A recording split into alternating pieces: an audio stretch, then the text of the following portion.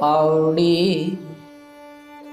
आपी न भोग भोग कै होए भस्मड़ भौर सिधाया। वड्डा होआ दुनीदार गल संगल घत चलाया। अग्गै करनी कीरत वाचिया बह लेखा कर समझाया। थाओ न होवी पाउदी हुण सुनिए क्या रुआया। मन अंधै जन्म गवाया मन अंधै जन्म गवाया।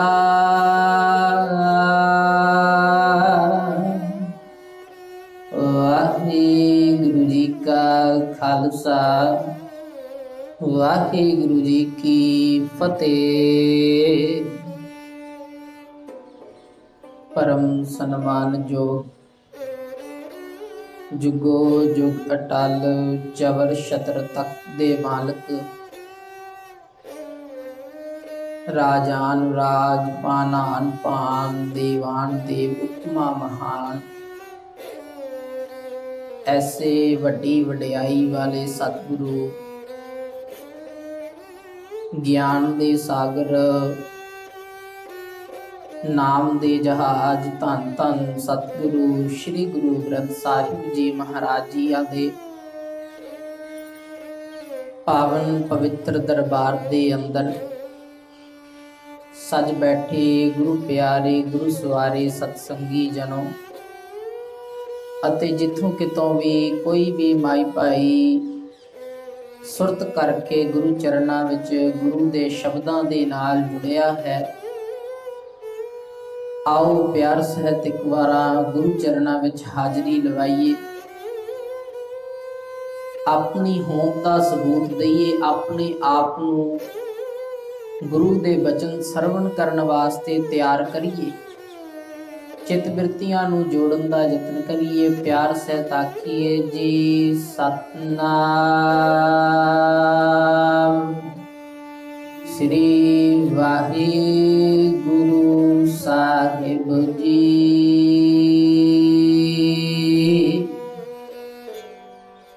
गुरु प्यारेओ, संसार दे विच इन्ने जीव अकाल पुरख ने पैदा कीते जिन्हां दे विचों कह लीए कि अद्धे हिस्से नूं ते अपनी जिंदगी दा जिहड़ा वो ज्ञान ही नहीं है कि जिंदगी प्राप्त कादे वास्ते हुई।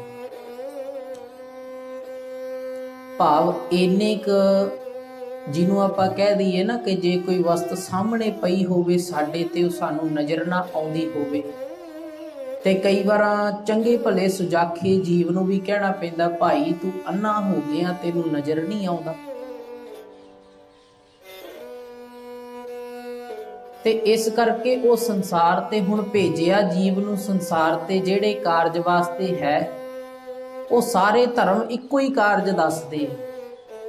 भावें धार्मिक तौर ते साडा बाहरी तौर ते पहरावियां दा जां धार्मिक रस्मां रिवाजां दा रीति रिवाजां दा धार्मिक कर्म कांडां दा धार्मिक कारजां दा जां कह लीए साडे जिहड़े धार्मिक तौर ते साडे त्योहार पुरब ने उन्हां दा वखरेवा है, पर अंदर तां भी एक दी गल चलदी है कि भाई एक अकाल पुरख, एक परमात्मा, एक रब, एक गॉड अल्लाह जो कुछ भी आखिया जाता,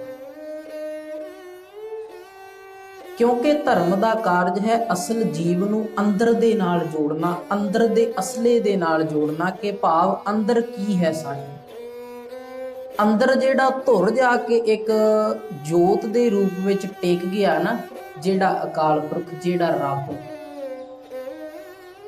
हुण वो है अंदर साडे सामने साडे कोल ते नज़र साडी कदे पिया नहीं।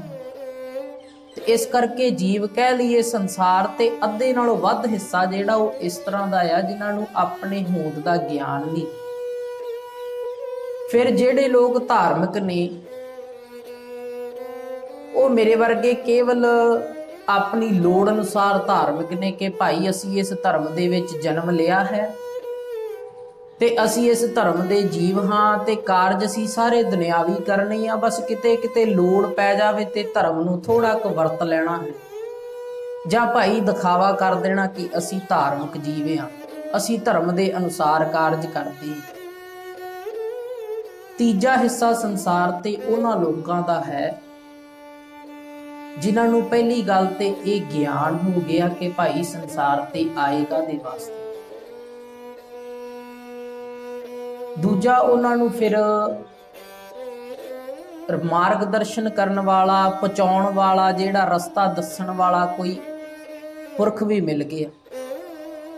ਫਿਰ ਕੇਵਲ ਰਾਹ ਪੁੱਛਿਆ ਨਹੀਂ, ਕਿਉਂਕਿ ਦੇਖੋ ਜਿਹੜੇ ਦੂਜੇ ਤਰ੍ਹਾਂ ਦੇ ਜੀਵ ਨੇ, ਜਿਹੜੇ ਆਪਾਂ ਦੂਜੇ ਪੜਾਅ ਦੇ ਅੰਦਰ ਜੀਵ ਵੇਖੇ ਆ, ਇੱਕ ਤੇ ਉਹ ਨੇ ਜਿਹੜੇ ਬਿਲਕੁਲ ਅੰਨੇ, ਜਿਨ੍ਹਾਂ ਨੂੰ ਪਤਾ ਹੀ ਕੁਛ ਨਹੀਂ ਸੰਸਾਰ ਦਾ ਕਿ ਸੰਸਾਰ ਦੇ ਵਿੱਚ ਅਸੀਂ ਕੀ ਕਰਨ ਵਾਸਤੇ, ਆਪਣੀ ਹੋਂਦ ਦਾ ਆਪਣੇ ਆਪ ਦਾ ਗਿਆਨ ਨਹੀਂ।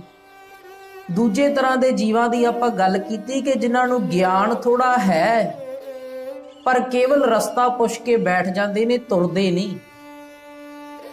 ਤੀਜੇ ਤਰ੍ਹਾਂ ਦੇ ਉਹ ਲੋਕ ਨੇ, ਇੱਕ ਤੇ ਗਿਆਨ ਹੋ ਗਿਆ ਕਿ ਭਾਈ ਕਿੱਥੇ ਦੀ ਯਾਤਰਾ ਕਰਨ ਵਾਸਤੇ ਸੰਸਾਰ ਦੇ ਵਿੱਚ ਆਏ ਆ, ਦੂਜਾ ਇਸ ਗੱਲ ਦਾ ਪਤਾ ਲੱਗ ਗਿਆ ਕਿ ਭਾਈ ਰਸਤਾ ਕਿਹੜਾ ਆ, ਮੈਂ ਕਿਹੜੇ ਮਾਰਗ ਤੇ ਤੁਰਨਾ ਹੈ। ਤੀਜਾ ਹੁਣ ਉਹਨਾਂ ਨੇ ਉਦਮ ਵੀ ਕੀਤਾ, ਉਹਨਾਂ ਨੇ ਤੁਰਨਾ ਵੀ ਸ਼ੁਰੂ ਕੀਤਾ ਹੈ। ਜਿਹੜੀ ਆਪਾਂ ਬਾਣੀ ਦੀ ਵਿਚਾਰ ਕਰ ਰਹੇ ਹਾਂ ਨਾ ਗੁਰਮੁਖੋਂ, ਜਿੰਨੀਆਂ ਵੀ ਬਾਣੀਆਂ ਧੰਨ ਸ਼੍ਰੀ ਗੁਰੂ ਗ੍ਰੰਥ ਸਾਹਿਬ ਪਾਤਸ਼ਾਹ ਜੀ ਦੇ ਵੈਸੇ ਤੇ ਸੰਪੂਰਨ ਜਿਹੜਾ ਸਰੂਪ ਹੈ ਉਹ ਵੀ ਇੱਕ ਯਾਤਰਾ ਦੇ ਤੌਰ ਤੇ ਚੱਲ ਰਿਹਾ, ਪਰ ਮੈਂ ਜਿਹੜੀ ਆਪਣੇ ਜੀਵਨ ਦੇ ਵਿੱਚ ਰੋਜ਼ ਘਟਨਾ ਘਟਦੀ ਹੈ ਆਪਾਂ ਉਸ ਦੀ ਵਿਚਾਰ ਦੇ ਨਾਲ ਜੁੜੀਏ, ਕਿਉਂਕਿ ਸਾਰੇ ਗੁਰਮੁਖ ਇਸ ਤਰ੍ਹਾਂ ਦੇ ਨਹੀਂ ਜਿਹੜੇ ਧੰਨ ਸ਼੍ਰੀ ਗੁਰੂ ਗ੍ਰੰਥ ਸਾਹਿਬ ਪਾਤਸ਼ਾਹ ਜੀ ਦੇ ਸਰੂਪ ਤੋਂ ਰੋਜ਼ਾਨਾ ਸਹਿਜ ਪਾਠ ਕਰਦੇ ਹੋਣ। ਕੋਈ 2-4 ਵਿੱਚ ਮੇਰੇ ਵਰਗੇ ਵੀ ਹੁੰਦੇ ਨੇ, ਇਸ ਕਰਕੇ ਚਲੋ ਬਾਣੀ ਦੇ ਨਾਲ ਆਪਾਂ ਰੋਜ਼ ਜੁੜਦੇ, ਜਾਂ ਸਾਨੂੰ ਜਪਜੀ ਸਾਹਿਬ ਕੰਠ ਹੈ, ਜਾਂ ਚੌਪਈ ਸਾਹਿਬ ਕੰਠ ਹੈ, ਜਾਂ ਆਨੰਦ ਸਾਹਿਬ 6 ਪੌੜੀਆਂ ਕੰਠ ਹੈ। ਕਹਿਣ ਤੋਂ ਭਾਵ ਇਹ ਹੈ ਗੁਰੂ ਪਿਆਰਿਓ ਕਿ ਹਰੇਕ ਬਾਣੀ ਇੱਕ ਯਾਤਰਾ ਕਰਵਾ ਰਹੀ ਹੈ ਸਾਨੂੰ। ਸਾਡੀ ਸੁਰਤ ਜੇ ਬਾਣੀ ਦੇ ਵਿੱਚ ਜੁੜੀ ਹੋਵੇ ਤੇ ਹਰੇਕ ਬਾਣੀ ਇੱਕ ਯਾਤਰਾ ਦੇ ਤੌਰ ਤੇ ਚੱਲ ਰਹੀ ਹੈ। 100 ਦਰ ਦੀ ਬਾਣੀ ਪੜ੍ਹਦੇ ਆ, ਮੈਂ ਕੇਵਲ ਸੰਖੇਪ ਦੇ ਵਿੱਚ ਵਿਚਾਰ ਕਰਾਂ ਕਿਉਂਕਿ ਆਪਾਂ ਆਸਾ ਕੀ ਵਾਰ ਬਾਣੀ ਦੀ ਵਿਚਾਰ ਕਰ ਰਹੇ ਹਾਂ ਤੇ ਇਹਦੀ ਵਿਚਾਰ ਸਮਝਣ ਵਾਸਤੇ ਮੈਂ ਇਹ ਦੱਸਣਾ ਚਾਹਣ ਦੀ ਕੋਸ਼ਿਸ਼ ਕਰ ਰਹੇ ਹਾਂ ਕਿ ਸਾਰੀਆਂ ਬਾਣੀਆਂ ਦੇ ਵਿੱਚ ਬਿਲਕੁਲ ਇੱਕ ਯਾਤਰਾ ਚੱਲ ਰਹੀ। 100 ਦਰ ਦੀ ਬਾਣੀ ਆਪਾਂ ਪੜ੍ਹਦੇ, ਪਹਿਲਾਂ ਗੁਰਦੇਵ ਜੀ ਬਚਨ ਕਰਦੇ, ਭਾਈ 100 ਦਰ ਤੇਰਾ ਕਿਹਾ ਸੋ ਘਰ ਕਿਹਾ, ਕਿ ਉਹ ਘਰ ਹੈ ਕਿਹੜਾ। ਫਿਰ ਕਹਿੰਦੇ ਹੁਣ ਤੈਨੂੰ ਕਿਸੇ ਨੇ ਸੁਣ ਕੇ ਤੇ ਮੈਨੂੰ ਦੱਸਿਆ ਤੇਰੇ ਬਾਰੇ। ਜਦੋਂ ਕਿਸੇ ਦਾ ਦਰ, ਕਿਸੇ ਦਾ ਘਰ ਪੁੱਛਦੇ ਆ ਤੇ ਪਹਿਲਾਂ ਸਾਨੂੰ ਲੋਕ, ਜਦੋਂ ਆਪਾਂ ਕਿਸੇ ਨੂੰ ਪੁੱਛਦੇ ਆ ਤੇ ਉਹ ਸਾਨੂੰ ਦੱਸਦਾ ਭਾਈ ਕਿ ਉਹਦਾ ਘਰ ਉਹ ਹੈ, ਉਹ ਬੰਦਾ ਇਸ ਤਰ੍ਹਾਂ ਦਾ ਆ, ਉਹਦੀ ਇੰਨੀ ਕੁ ਵਡਿਆਈ ਆ ਮਹੱਲੇ ਦੇ ਅੰਦਰ, ਉਹਨੂੰ ਇੰਨਾ ਕੁ ਸਤਿਕਾਰ ਦਿੱਤਾ ਜਾਂਦਾ ਮਹੱਲੇ ਦੇ ਵਿੱਚ, ਸ਼ਹਿਰ ਦੇ ਵਿੱਚ ਉਹਦਾ ਇੰਨਾ ਸਤਿਕਾਰ ਹੈ।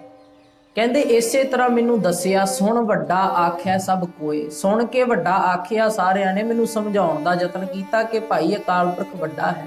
ਫਿਰ ਕਹਿੰਦੇ ਮੇਰਾ ਐਸਾ ਪਿਆਰ ਜੁੜ ਗਿਆ ਕਿ ਆਖਾਂ ਜੀਵਾਂ ਵਿਸਰੈ ਮਰ ਜਾਓ, ਆਖਣ ਔਖਾ ਸਾਚਾ। ਫਿਰ ਕਹਿੰਦੇ ਹੁਣ ਮੈਂ ਆਖਦਾ ਹਾਂ ਤੇ ਜਿਉਂਦਾ ਹਾਂ, ਇੰਨਾ ਪਿਆਰ ਜੁੜ ਗਿਆ ਤੇਰੇ ਨਾਲ, ਤੂੰ ਮੈਨੂੰ ਉਸ ਦਰ ਦੀ ਬਖਸ਼ਿਸ਼ ਕਰ, ਮੈਨੂੰ ਉਸ ਘਰ ਦੀ ਬਖਸ਼ਿਸ਼ ਕਰ। ਫਿਰ ਕਹਿੰਦੇ ਰਾਗ ਗੂਜਰੀ ਮਹੱਲਾ ਚੌਥਾ, ਹਰ ਕੇ ਜਨ ਸਤਿਗੁਰ ਸਤਿਪੁਰਖਾ ਬਿਨੋ ਕਰੋ ਗੁਰ ਪਾਸ।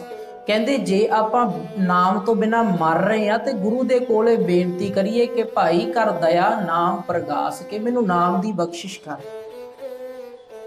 ਫਿਰ ਮਹੱਲਾ ਪੰਜਵਾਂ ਦੇ ਵਿੱਚ ਕਹਿੰਦੇ ਕਿ ਜਿਹੜੇ ਆਪਾਂ ਨਾਮ ਨੂੰ ਵਿਸਾਰ ਕੇ ਜੀਵਨ ਦੇ ਆਹਰ ਵਿੱਚ ਲੱਗੇ ਆ, ਭੋਜਨ ਦੇ ਆਹਰ ਵਿੱਚ, ਉਹ ਆਹਰ ਜਿਹੜਾ ਅਕਾਲ ਪੁਰਖ ਨੇ ਆਪ ਕਰਕੇ ਸਾਨੂੰ ਭੇਜਿਆ, ਜਹਾਂ ਦਾਣੇ ਤਹਾਂ ਖਾਣੇ ਨਾਨਕਾ ਸੱਚ ਜੀ। जन्म संग आहार को बिद कीनो व्यवहार, कि साडा आहार जिहड़ा वो जीवन दे नाल साडे दाणे खिलार दिते संसार दे विच भाई इत्थे इत्थे जाके चुगने, इस करके नाम दी बख्शिश नाल जुड़ीए।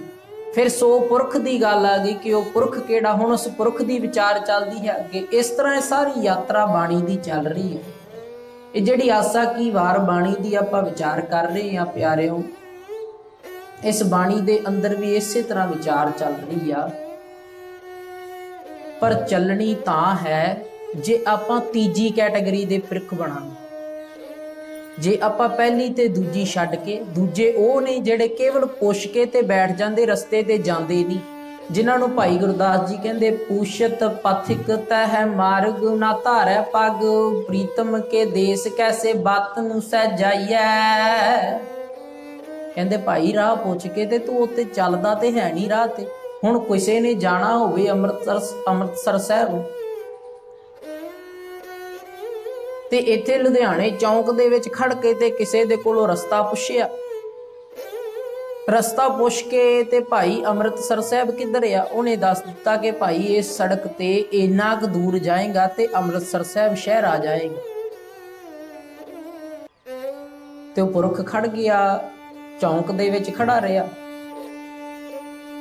कुछ क पलां तो बाद कोई होर पुरख आया, उन्हें उन्होंने पुछ लिया भाई अमृतसर साहिब जाना वीर जी किधर है अमृतसर साहिब। वो कहता भाई इस रस्ते ते इन्ना क दूर जाएगा ते अमृतसर साहिब आ जावे।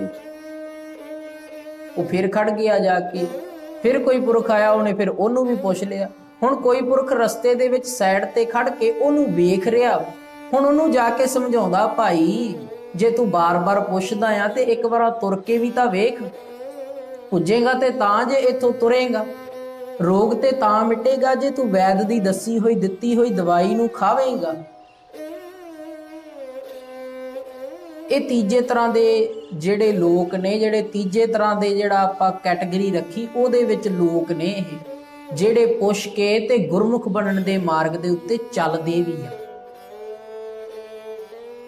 इस करके गुरु दे बचनां नूं आपां रोज सुणदे हां ते गुरु दे बचनां नूं अपने जीवन विच वसा के उहदे ते चलना भाव अमल करना शुरू करिए। गुरुदेव जी दी बख्शिश दे नाल आपां गुरु प्यारिओ दो पौड़ियां दी मुकम्मल विचार अते तीजी पौड़ी दे नाल जो पहले पातशाह धन श्री गुरु नानक देव महाराज जी दे दो श्लोक ने उन्हां दी विचार दे नाल आपां सांझ पाई। एक श्लोक विस्माद वाला ते एक श्लोक कुदरत दिसै कुदरत सुनी। हुण पातशाह जी ये दो श्लोकां दी विचार मुकम्मल करके ते पौड़ी दे अंदर जिहड़ा असल विचार है, जिन्हों आपां रहाओ कह दिंदे, जिन्हों आपां सेंट्रल आइडिया कह दिंदे आ शब्द दा, वो पौड़ी दे विच है। पातशाह जी वचन करदे आपी नै भोग भोग कै होए भस्मड़ भौर सिधाया, वड्डा होआ दुनीदार गल संगल घत चलाया। कहंदे भाई संसार ते ना कौतक वरत रहा है। कला की गल की ना पिछले श्लोक दे विच कि कुदरत दिसै कुदरत सुनी।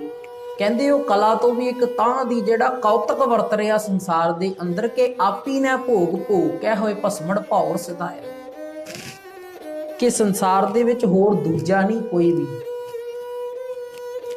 एक आप ही अकाल पुरख जिहड़ा वो सारे संसार दे विच आके ते इत्थे संसार दे रसा कसां नूं भोग रहा।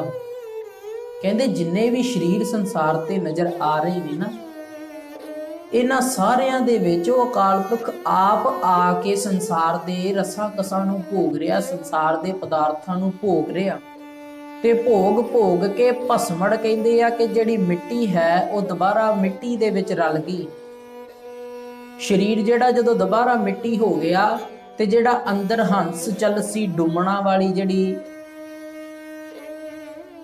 क्रिया वरती साडे नाल, कहंदे वो जिहड़ा अंदर हंस वसदा सी होए भस्मड़ भौर सिधाया, अंदर जिहड़ा प्राणा दा भौरा वसदा सी, वो भौरा जिहड़ा इस शरीर दे विचों मिट्टी दे विचों निकल गया ते वो फिर वापस चला गया।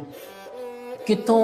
जिदे तो पैदा होया सी, जिह ते उपजी तह मिली सच्ची प्रीत सुमा, जित द्वारे उबरे तत्ते लियो उभार। ਕਹਿੰਦੇ ਉਹ ਜਿਹੜਾ ਅੰਦਰ ਭੌਰ ਵਸਦਾ ਸੀ ਉਹ ਫਿਰ ਦੁਬਾਰਾ ਉਹਦੇ ਵਿੱਚ ਹੀ ਜਾ ਕੇ ਮਿਲ ਗਿਆ। ਜਿਵੇਂ ਪਾਣੀ ਦੇ ਵਿੱਚ ਪਾਣੀ ਰਲ ਗਿਆ ਤੇ ਕੋਈ ਇਹ ਨਹੀਂ ਕਹਿ ਸਕਦਾ ਕਿ ਭਾਈ ਇਹ ਪਾਣੀ ਨਦੀ ਦਾ ਆ, ਕਿ ਇਹ ਪਾਣੀ ਨਾਲੇ ਦਾ ਆ, ਕਿ ਇਹ ਪਾਣੀ ਵਰਖਾ ਦਾ ਹੈ। ਸਮੁੰਦਰ ਦੇ ਵਿੱਚ ਪਾਣੀ ਪਿਆ, ਉਹਨੂੰ ਦੱਸਿਆ ਨਹੀਂ ਜਾ ਸਕਦਾ। ਗੁਰਦੇਵ ਜੀ ਕਹਿੰਦੇ ਨਦੀਆਂ ਅਤੈ ਵਾਹ ਪਵੇ ਸਮੁੰਦ ਨਾ ਜਾਣੀਐ ਹੈ। ਕਹਿੰਦੇ ਨਦੀਆਂ ਤੇ ਵਹਾਅ ਜਿਹੜੇ ਆ ਜਾਂਦੇ ਨੇ ਉਹ ਜਦੋਂ ਸਮੁੰਦਰ ਦੇ ਵਿੱਚ ਪੈ ਗਏ ਤੇ ਦੱਸਿਆ ਨਹੀਂ ਜਾ ਸਕਦਾ ਕਿ ਕਿਹੜੀ ਨਦੀ ਦਾ ਪਾਣੀ ਆ ਗਿਆ ਤੇ ਕਿਹੜੇ ਵਹਾਅ ਦਾ ਪਾਣੀ ਆ ਗਿਆ, ਕਿੱਥੋਂ ਰੁੜ ਕੇ ਪਾਣੀ ਆ ਗਿਆ। ਸੋ ਇਸ ਪ੍ਰਕਾਰ ਅਕਾਲ ਪੁਰਖ ਜਿਹੜਾ ਆਪ ਸਾਰੇ ਸਰੀਰਾਂ ਦੇ ਵਿੱਚ ਭੋਗ ਕੇ ਸੰਸਾਰਕ ਪਦਾਰਥਾਂ ਨੂੰ ਤੇ ਭਸਮੜ ਭੌਰ ਸਿਧਾਇਆ। ਹੁਣ ਇੱਥੇ ਗੁਰੂ ਪਿਆਰਿਓ ਬੜੀ ਸਮਝਣ ਵਾਲੀ ਗੱਲ ਹੈ, ਬੜੀ ਕਲਾ ਵਰਤਦੀ ਆ ਕਿ ਇੱਕ ਤੇ ਅਕਾਲ ਪੁਰਖ ਆਪ ਸੰਸਾਰ ਤੇ ਆਇਆ ਤੇ ਸੰਸਾਰ ਦੇ ਸਾਰੇ ਸਰੀਰਾਂ ਦੇ ਅੰਦਰ ਵਸ ਕੇ ਤੇ ਉਹਨੇ ਸਾਰੇ ਸੰਸਾਰ ਦੇ ਜਿਹੜੇ ਰਸਾਂ ਕਸਾਂ ਨੂੰ ਭੋਗਿਆ, ਜਿਹਨੂੰ ਗੁਰਬਾਣੀ ਦੇ ਵਿੱਚ ਅਨੇਕਾਂ ਉਦਾਹਰਨਾਂ ਦੇ ਨਾਲ ਪਾਤਸ਼ਾਹ ਜੀ ਨੇ ਸਮਝਾਇਆ। ਭਗਤ ਨਾਮਦੇਵ ਜੀ ਕਹਿੰਦੇ ਏਕ ਅਨੇਕ ਵਿਆਪਕ ਪੂਰਕ ਜਤ ਦੇਖੋ ਤਤ ਸੋਈ, ਮਾਇਆ ਚਿੱਤਰ ਵਿਚਿੱਤਰ ਵਿਮੋਹਿਤ ਬਿਰਲਾ ਬੂਝੈ ਕੋਈ, ਸਭ ਗੋਬਿੰਦ ਹੈ ਸਭ ਗੋਬਿੰਦ ਹੈ ਗੋਬਿੰਦ ਬਿਨ ਨਹੀਂ ਕੋਈ। ਇਹ ਉਹਨਾਂ ਦੀ ਗੱਲ ਜਿਨ੍ਹਾਂ ਨੇ ਦੇਖ ਲਿਆ, ਜਿਹੜੇ ਰਸਤੇ ਤੇ ਚੱਲੇ ਵੀ ਨੇ ਤੇ ਰਸਤੇ ਤੇ ਅੱਗੇ ਪੁੱਜ ਵੀ ਗਏ ਆ। ਇਹ ਉਹਨਾਂ ਦੀ ਵਿਚਾਰ। ਉਹ ਕਹਿੰਦੇ ਸਭ ਗੋਬਿੰਦ ਹੈ ਸਭ ਗੋਬਿੰਦ ਹੈ ਗੋਬਿੰਦ ਬਿਨ ਨਹੀਂ ਕੋਈ। ਕਹਿੰਦੇ ਭਾਈ ਗੋਬਿੰਦ ਤੋਂ ਬਿਨਾ ਹੈ ਹੀ ਕੋਈ ਨਹੀਂ ਸੰਸਾਰ ਦੇ ਵਿੱਚ, ਇੱਕ ਅਕਾਲ ਪੁਰਖ ਹੀ ਨਜ਼ਰ ਆ ਰਿਹਾ। ਗੁਰਦੇਵ ਜੀ ਬਚਨ ਕਰਦੇ ਕਹਿੰਦੇ ਦੋਏ ਦੋਏ ਲੋਚਨ ਪੇਖਾਂ ਹਉ ਹਰ ਬਿਨ ਔਰ ਨਾ ਦੇਖਾਂ। ਉਹਦੇ ਤੋਂ ਬਿਨਾ ਕੋਈ ਸੰਸਾਰ ਤੇ ਨਜ਼ਰ ਹੀ ਨਹੀਂ ਆਉਂਦਾ। ਆਪਣੇ ਨੇਤਰਾਂ ਨੂੰ ਗੁਰਦੇਵ ਜੀ ਸਮਝਾਉਂਦੇ, ਗੁਰੂ ਅਮਰਦਾਸ ਪਾਤਸ਼ਾਹ ਜੀ ਕਹਿੰਦੇ ਇਹ ਨੇਤਰੋ ਮੇਰੇ ਹੋ ਹਰ ਤੁਮੈ ਜੋਤ ਰੱਖੀ, ਹਰ ਬਿਨ ਅਵਰ ਨਾ ਦੇਖੋ ਕੋਈ। ਹਰ ਬਿਨ ਅਵਰ ਨਾ ਦੇਖੋ ਕੋਈ, ਨਦਰੀ ਹਰ ਨਿਹਾਲਿਆ। ਇਹ ਵਿਸ ਸੰਸਾਰ ਤੁਮ ਦੇਖਦੇ, ਇਹੋ ਹਰ ਕਾ ਰੂਪ ਹੈ, ਹਰ ਰੂਪ ਨਦਰੀ ਆਇਆ। ਗੁਰ ਪ੍ਰਸਾਦੀ ਬੁੱਝਿਆ ਜਾ ਵੇਖਾ, ਹਰ ਇੱਕ ਹੈ ਹਰ ਬਿਨ ਅਵਰ ਨਾ ਕੋਈ। ਕਹੈ ਨਾਨਕ ਇਹ ਨੇਤਰ ਅੰਧ ਸੇ ਸਤਿਗੁਰ ਮਿਲਿਆ ਦਿਵ ਦ੍ਰਿਸ਼ਟ ਹੋਈ। ਕਹਿੰਦੇ ਹਰ ਬਿਨ ਅਵਰ ਨਾ ਕੋਈ, ਉਹਦੇ ਤੋਂ ਬਿਨਾ ਕੋਈ ਵੀ ਸੰਸਾਰ ਦੇ ਵਿੱਚ ਨਜ਼ਰ ਨਹੀਂ ਆਉਂਦਾ। ਉਹਨਾਂ ਨੂੰ ਜਿਨ੍ਹਾਂ ਨੇ ਗੁਰੂ ਦੀ ਕਿਰਪਾ ਦੇ ਨਾਲ ਬਖਸ਼ਿਸ਼ ਦੇ ਪਾਤਰ ਬਣੇ, ਇਸ ਮਾਰਗ ਤੇ ਚੱਲੇ ਨੇ, ਜਿਨ੍ਹਾਂ ਨੇ ਬੰਦਗੀ ਕਰਕੇ ਅੰਦਰੋਂ ਪ੍ਰਗਟ ਕਰ ਲਿਆ, ਉਹਨਾਂ ਨੂੰ ਦੂਜੇ ਸਰੀਰਾਂ ਦੇ ਵਿੱਚ ਵੀ ਉਹ ਅਕਾਲ ਪੁਰਖ ਨਜ਼ਰ ਆਉਂਦਾ ਹੈ। ਇਸ ਕਰਕੇ ਗੁਰਦੇਵ ਜੀ ਇਹ ਬਚਨ ਕੀਤਾ ਕਿ ਆਪੀ ਨੇ ਭੋਗ ਭੋਗ ਕੇ ਹੋਏ ਭਸਮੜ ਭੌਰ ਸਿਧਾਇਆ।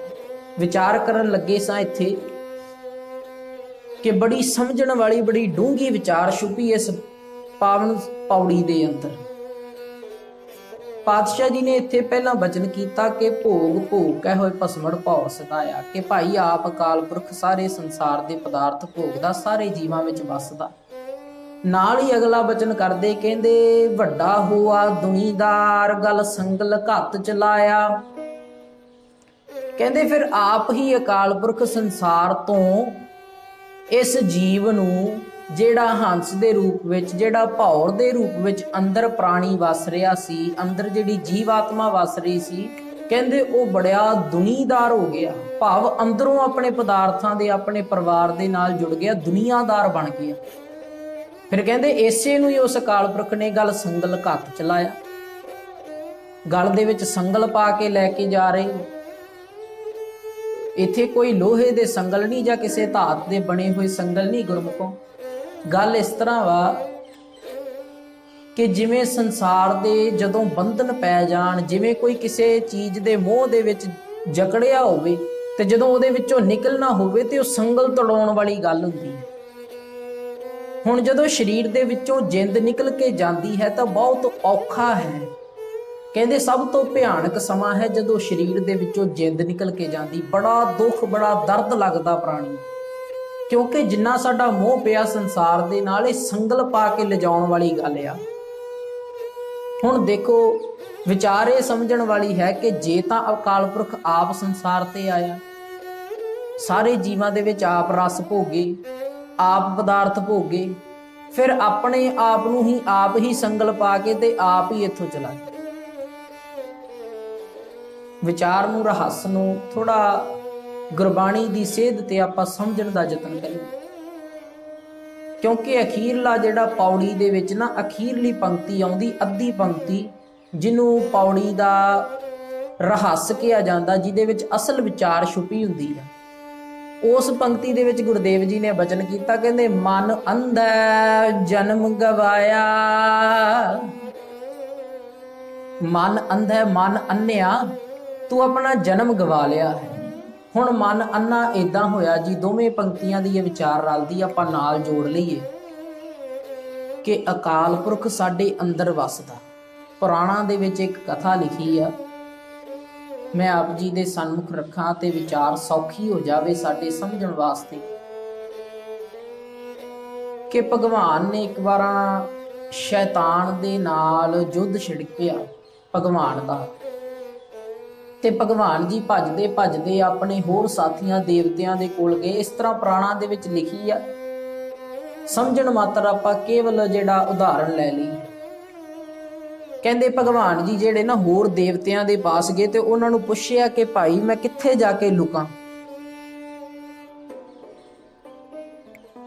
ਤੇ ਕਿਸੇ ਨੇ ਆਖਿਆ ਕਿ ਤੁਸੀਂ ਇਦਾਂ ਕਰੋ, ਕਿਸੇ ਪਹਾੜ ਤੇ ਜਾ ਕੇ ਲੁਕ ਜਾਓ, ਇਹ ਮਨੁੱਖ ਉੱਥੇ ਨਹੀਂ ਪੁੱਜ ਸਕੇਗਾ, ਇਹ ਜਿਹੜਾ ਦੈਂਤ ਹੈ ਇਹ ਉੱਥੇ ਨਹੀਂ ਪੁੱਜ ਸਕੇਗਾ। ਤੇ ਭਗਵਾਨ ਜੀ ਨੇ ਆਖਿਆ ਨਹੀਂ, ਇਹ ਕਿਸੇ ਪਹਾੜ ਤੇ ਜੇ ਮੈਂ ਜਾ ਕੇ ਲੁਕਿਆ ਤੇ ਪਹਾੜਾਂ ਦੀਆਂ ਚੋਟੀਆਂ ਤੱਕ ਵੀ ਪੁੱਜ ਜਾਵੇਗਾ ਆਉਣ ਵਾਲੇ ਸਮੇਂ ਦੇ ਅੰਦਰ। ਫਿਰ ਕਹਿੰਦੇ ਸ਼ੈਤਾਨ ਤੋਂ ਲੁਕਣ ਵਾਸਤੇ ਕਿਸੇ ਸਮੁੰਦਰ ਦੀ ਗਹਿਰਾਈ ਦੇ ਵਿੱਚ, ਖਾਈ ਦੇ ਵਿੱਚ ਜਾ ਕੇ ਲੁਕ ਜਾਣਾ ਚਾਹੀਦਾ। ਕਹਿੰਦੇ ਨਹੀਂ, ਉੱਥੇ ਵੀ ਇਹ ਆ ਜਾਵੇਗਾ ਸ਼ੈਤਾਨ, ਇਹਨੇ ਮੈਨੂੰ ਲੱਭ ਲੈਣਾ। ਕਿਸੇ ਡੂੰਘੀ ਗੁਫਾ ਦੇ ਵਿੱਚ ਜਾ ਕੇ ਲੁਕ ਜਾਣਾ ਚਾਹੀਦਾ। ਕਹਿੰਦਾ ਨਹੀਂ, ਭਗਵਾਨ ਜੀ ਕਹਿੰਦੇ ਨਹੀਂ, ਉੱਥੇ ਵੀ ਇਹ ਮੈਨੂੰ ਲੱਭ ਲਵੇਗਾ। ਤੇ ਕਿਸੇ ਨੇ ਸੂਝਵਾਨ ਨੇ ਜਿਹੜਾ ਇਹ ਸੁਝਾਅ ਦਿੱਤਾ, ਉਹ ਕਹਿੰਦਾ ਇਸ ਤਰ੍ਹਾਂ ਕਰੋ, ਜਿਹੜਾ ਸ਼ੈਤਾਨ ਹੈ ਇਹ ਤੁਹਾਨੂੰ ਪਰਬਤਾਂ ਦੇ ਵਿੱਚ ਵੀ ਲੱਭਣ ਵਾਸਤੇ ਜਾਵੇਗਾ, ਇਹ ਤੁਹਾਨੂੰ ਸਮੁੰਦਰ ਦੀ ਗਹਿਰਾਈ ਦੇ ਵਿੱਚ ਵੀ ਲੱਭਣ ਵਾਸਤੇ ਜਾਵੇਗਾ, ਇਹ ਤੁਹਾਨੂੰ ਹਨੇਰੀਆਂ ਗੁਫਾਵਾਂ ਦੇ ਵਿੱਚ ਵੀ ਲੱਭਣ ਵਾਸਤੇ ਜਾਵੇਗਾ। ਤੁਸੀਂ ਇਸ ਤਰ੍ਹਾਂ ਕਰੋ, ਇਹਦੇ ਅੰਦਰ ਲੁਕ ਜਾਓ ਤੇ ਇਹ ਬਾਹਰ ਹੀ ਤੁਹਾਨੂੰ ਲੱਭਦਾ ਰਹੇਗਾ ਸਾਰੀ ਜ਼ਿੰਦਗੀ। ਤੇ ਕਿਹਾ ਜਾਂਦਾ ਕਿ ਉਹ ਜਿਹੜਾ ਸ਼ੈਤਾਨ ਜੀ ਦੀ ਗੱਲ ਕੀਤੀ ਆ ਪੁਰਾਣਾਂ ਦੇ ਅੰਦਰ, ਉਹ ਮਨੁੱਖ ਨੂੰ ਕਿਹਾ ਗਿਆ, ਤੇ ਰੱਬ ਜਿਹੜਾ ਜੋਤ ਰੂਪ ਦੇ ਵਿੱਚ ਮਨੁੱਖ ਦੇ ਅੰਦਰ ਹੀ ਸੁਭਾਏਮਾਨ ਹੋ ਗਿਆ, ਤੇ ਮਨੁੱਖ ਜਿਹੜਾ ਉਹ ਬਾਹਰ ਭਟਕਦਾ ਫਿਰਦਾ ਹੈ। ਗੁਰਦੇਵ ਜੀ ਕਹਿੰਦੇ ਨਾ, ਕਾਹੇ ਰੇ ਬਨ ਖੋਜਨ ਜਾਈ, ਸਰਬ ਨਿਵਾਸੀ ਸਦਾ ਅਲੇਪਾ, ਤੋਹੀ ਸੰਗ ਸਮਾਈ। ਗੁਰਦੇਵ ਜੀ ਕਹਿੰਦੇ ਬਨ ਸੈ ਸਦਨ ਸਬੈ ਕਰ ਸਮਝੋ, ਮਨ ਹੀ ਮਾਹੇ ਉਦਾਸਾ। ਮਨ ਦੇ ਵਿੱਚ ਹੀ ਉਸ ਨੂੰ ਲੱਭਣ ਦਾ ਯਤਨ ਕਰੀਏ। ਹੁਣ ਮਨ ਹੈ ਜੀ ਅੰਧਾ, ਕਿਉਂਕਿ ਜਿਹੜਾ ਅੰਦਰ ਵਸਦਾ, ਹੁਣ ਮਨ ਦੇ ਕੋਲ ਵਸਦਾ, ਮਨ ਦੇ ਅੰਦਰ ਵਸਦਾ ਜੋਤ ਰੂਪ ਦੇ ਵਿੱਚ ਸੁਭਾਏਮਾਨ ਹੈ, ਪਰ ਉਸ ਮਨ ਨੇ ਵੇਖਿਆ ਨਹੀਂ। ਗੁਰਦੇਵ ਜੀ ਉਹਨੂੰ ਰੋਜ਼ ਸਮਝਾਉਂਦੇ, ਕਹਿੰਦੇ ਮਨ ਤੂੰ ਜੋਤ ਸਰੂਪ ਹੈ, ਆਪਣਾ ਮੂਲ ਪਛਾਣ। ਮਨ ਹਰ ਜੀ ਤੇਰੇ ਨਾਲ ਹੈ, ਗੁਰਮਤੀ ਰੰਗ ਮਾਣ। ਹਰ ਜੀ ਤੇ ਨਾਲ ਵਸਦਾ ਸੀ, ਵੇਖਿਆ ਨਹੀਂ, ਮਨ ਰਹਿ ਗਿਆ ਜੀ ਅੰਧਾ। ਹੁਣ ਮਨ ਇਹ ਵੀ ਜਿਹੜਾ ਭਰਮ, ਇਹ ਵੀ ਜਿਹੜਾ ਪਰਦਾ ਹੈ, ਉਹ ਅਕਾਲ ਪੁਰਖ ਨੇ ਆਪ ਪਾਇਆ ਹੋਇਆ ਜੀਵ ਦੀ ਮੱਤ ਦੇ ਉੱਪਰ, ਜੀਵ ਦੇ ਮਨ ਦੇ ਉੱਪਰ, ਕਿ ਮਨ ਨੂੰ ਕਰ ਦਿੱਤਾ ਅੰਨਾ, ਤੇ ਮਨ ਜਿਹੜਾ ਹੁਣ ਬਾਹਰ ਮੁਖੀ ਹੋ ਗਿਆ, ਬਾਹਰ ਦੀਆਂ ਵਸਤਾਂ ਵੇਖਦਾ ਤੇ ਬੜਾ ਪ੍ਰਭਾਵਿਤ ਹੁੰਦਾ, ਬੜਾ ਲੁਭਾਏਮਾਨ ਹੁੰਦਾ, ਤੇ ਮੋਹਿਤ ਹੋ ਕੇ ਬਾਹਰ ਦੀਆਂ ਵਸਤਾਂ ਤੇ ਇਹਨੇ ਕਦੇ ਆਪਣੇ ਆਪ ਦੇ ਅੰਦਰ ਵੇਖਿਆ ਹੀ ਨਹੀਂ। ਜਦੋਂ ਸਾਹਮਣੇ ਪਈ ਵਸਤੂ, ਮੈਂ ਆਰੰਭਤਾ ਤੇ ਆਪਾਂ ਗੱਲ ਸਾਂਝੀ ਕੀਤੀ ਆ ਕਿ ਜਦੋਂ ਸਾਹਮਣੇ ਪਈ ਵਸਤੂ ਸਾਨੂੰ ਨਜ਼ਰ ਨਾ ਆਵੇ ਤੇ ਫਿਰ ਕਹਿਣਾ ਪੈਂਦਾ ਭਾਈ ਅੰਨਾ ਹੋ ਗਿਆ ਤੂੰ। ਤੇ ਭਾਣਾ ਇੱਥੇ ਇਹ ਵਰਤਿਆ ਕਿ ਸਾਰਾ ਜੀਵਨ ਕਹਿੰਦੇ ਵੱਡਾ ਹੋਆ ਦੁਨੀਦਾਰ, ਸਾਰਾ ਜੀਵਨ ਉਸ ਅੰਦਰ ਦੇ ਅਕਾਲ ਨੂੰ ਨਹੀਂ ਪਛਾਣਿਆ, ਤੇ ਬਾਹਰ ਦੇ ਪਦਾਰਥਾਂ ਦੇ ਵਿੱਚ ਮਾਇਆ ਦੇ ਪਰਦੇ ਦੇ ਕਾਰਨ ਜੀਵ ਭਰਮਦਾ ਰਿਹਾ। ਬੁੱਧ ਦੇ ਵਿੱਚ ਜਿਹੜੀ ਨੀਚਤਾ ਵਸੀ ਰਹੀ, ਨੀਚ ਕਰਮ ਕਰਦਾ ਰਿਹਾ। ਉੱਤਮ ਸੇਦਰ ਉੱਤਮ ਕਹੀਏ, ਨੀਚ ਕਰਮ ਵਹਿ ਰੋਏ।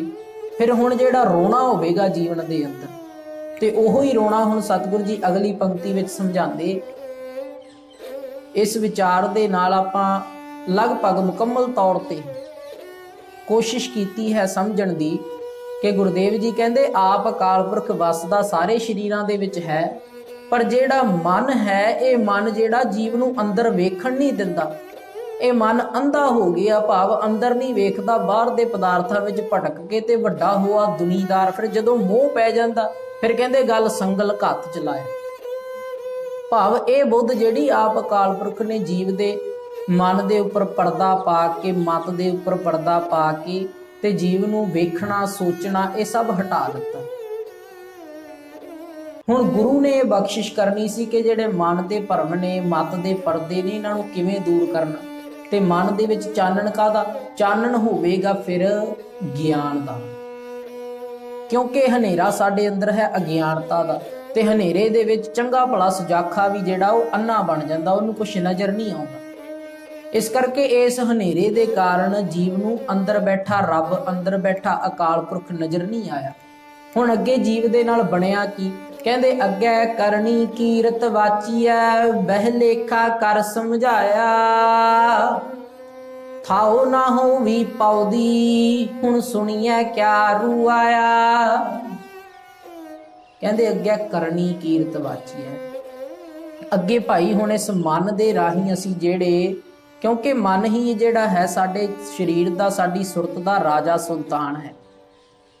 जिधर नूं ये तोड़ देवे, जिधर नूं इहदा मुख होवे, जिधर नूं ये सानूं लिजाणा चाहे असीं उधर नूं जाने। जदों असीं कोई वस्तु खाण लगीए, कोई वस्त पदार्थ छकण लगीए, कोई किसी तरह का वस्त्र आपां पहनना होवे ते आपां ये नहीं कहंदे भाई वो वस्त्र मैनूं सोहना लगदा है, मैनूं नहीं सोहना लगदा, वो मेरे मन नूं सोहना लगदा, मेरे मन नूं वो जच गया, मेरे मन नूं वो भा गया, वो वस्तु मेरे मन नूं स्वाद लगदी, चंगी लगदी आ खाण दे विच। भाव साडे सारे कर्ज करन वाला मन है, ते इस मन दे कारण हुण जिहड़े करनी किरत भाव जिहड़े काम कीते ने संसार दे विच, जिहड़े कर्म कमाए ने, उन्हां दा हुण लेखा होना, उन्हां नूं वाचिया जाना है। बह लेखा कर समझाया, बह के उत्थे चंगे तरीके दे नाल लेखा करके ते समझाया, भाई तेरा आ कुछ है तेरे खाते दे अंदर, तू आ जिहड़े कारज कीते ने संसार दे अंदर ते इन्हां दा तैनूं लेखा भुगतना पैना। खेत शरीर जो बीजिया सो अंत खलोआ आई, पुन्नी पापी आखण ना ही कर कर करना लिख लै जाओ। लिख के असी अपना लेखा लिजा रहे ते ये लेखा जिहड़ा उत्थे समझाया जाना। फिर कहंदे थाओ ना हो भी पौदी, हुण सुनिया क्या रुआया। कहंदे उत्थे भज्जण नूं थां नहीं लभदा, जदों पैंदियां ने पौदी, कहंदे पैंदियां ने ना, जदों जमां दी मार पैंदी है उदों उत्थे भज्जण नूं थां नहीं लभदा। थाओ ना हो गई पौदी, हुण सुनिया क्या रू आया। ते हुण जिन्ना मर्जी जीव रोला पाई जावे, रोई जावे, रोई जावे, ओदी उत्थे एक भी गल सुनी नहीं जाती, भाव सुनवाई नहीं हुंदी। जदों लेखा लिखिया जाता है, जदों लेखे दे विच जो कुछ लिखिया गया ये होया साडे मन दे कारण है, पर अंत समय दे विच गुरुदेव जी कहंदे ना, ऐसा कम मूले ना कीजै जिते अंत पछोताई है। इदां दा काम ना करिए कि जिहदे करके सानू बाद दे विच पछतावा होवे। भाई नंद लाल जी कहंदे इदां दा काम माड़ी संगत है, क्योंकि मन जिहड़ा जिद्दां दी संगत करेगा उदां दा साडा मन हो जावेगा। भगत कबीर साहब जी बचन करदे आ, कहंदे मन पंखी भया उड उड दह दिस जाए, जो जैसी संगत मिलै सो तैसो फल खाए।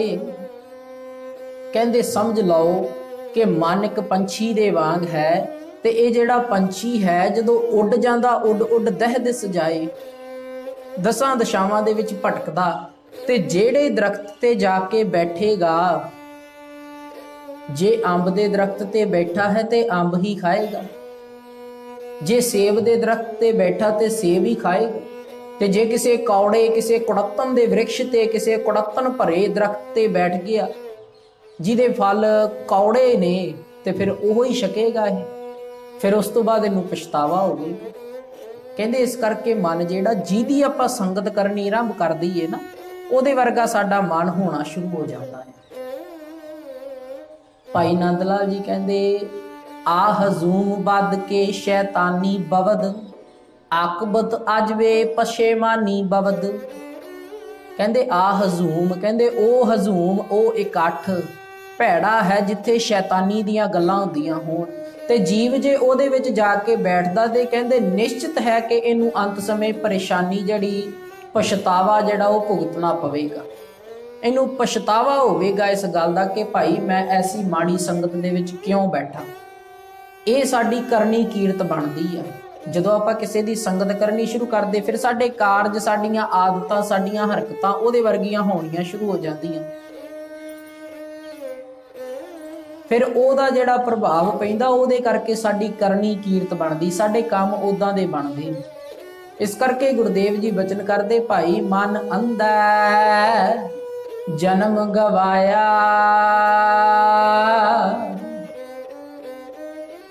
अखीरली पंक्ति है पौड़ी दी।